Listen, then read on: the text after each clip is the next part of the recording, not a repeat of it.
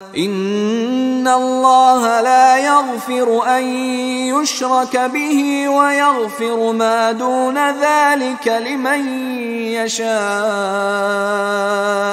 ومن یشرک باللہ فقد افترى اثما عظیما۔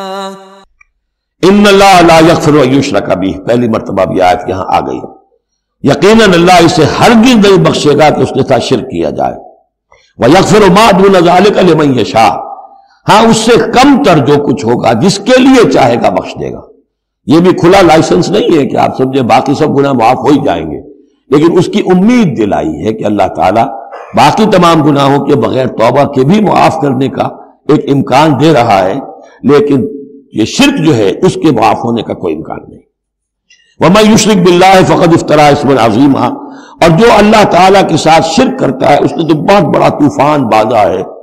اللہ تو ایک اللہ ہے، اس کے ساتھ جس کا بھی آپ تذکرہ کرتے ہیں جھوٹ ہے، افتراء ہے، بہتان ہے، اور اس کے سوا کچھ نہیں۔